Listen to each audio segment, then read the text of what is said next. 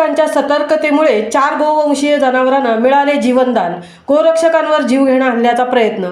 नेरळ येथील गोरक्षकांच्या सतर्कतेमुळे आज 4 गोवंशीय जनावरांना जीवनदान मिळाले आहे। मात्र हीच जनावरे कत्तलीसाठी घेऊन जाणारे कसाई मात्र पळून जाण्यास यशस्वी ठरले। तर यावेळी कसायांनी गोवंशीय जनावरांना वाचवण्यासाठी आलेल्या गोरक्षकांच्या अंगावर टेम्पो चढवून मारण्याचा प्रयत्न केला असता त्याचवेळी सावधगिरी बाळगत आपला जीव वाचवण्यात गोरक्षकही यशस्वी ठरले। मात्र काढता पाय घेत कसाई जनावरे सोडून पळून गेली। कर्जत तालुक्यातील नेरळ कळंब येथून गोवंशीय जनावरे कत्तलीसाठी नेरळच्या दिशेने येत असल्याची माहिती गोरक्षक प्रज्ञेश खेडकर व त्यांच्या मित्रांना मिळाली होती। त्या अनुषंगाने खेडकर यांनी आपल्या मित्रांना सोबत घेऊन टेम्पोचा पाठलाग केला होता।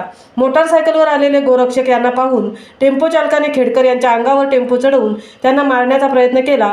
तत्पूर्वी खेडकर यांच्या वाहन चालकाने मोटारसायकल वळवली तर याचा फायदा घेत टेम्पो चालक गोवंशीय जनावरे घेऊन शेलू कॉलेज येथून बांदिवली येथून पळून जात असताना जनावरे एका निर्जन ठिकाणी टेम्पोतून उतरवली आणि जागेवरून वाहन घेऊन फरार झाले। आज गोरक्षक खेडकर यांनी त्यांच्या टीमने पोलिसांच्या मदतीने 4 गोवंशीय जनावरांची कत्तल होण्यापासून सुटका केली असल्याने त्यांच्या कामाचे कौतुक होत आहे।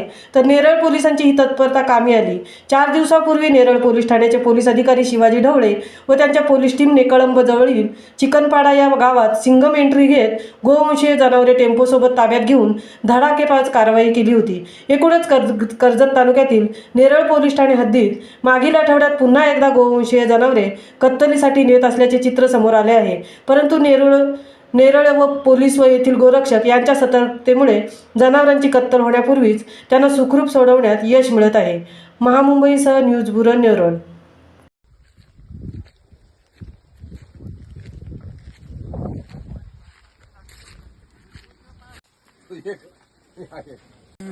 होतं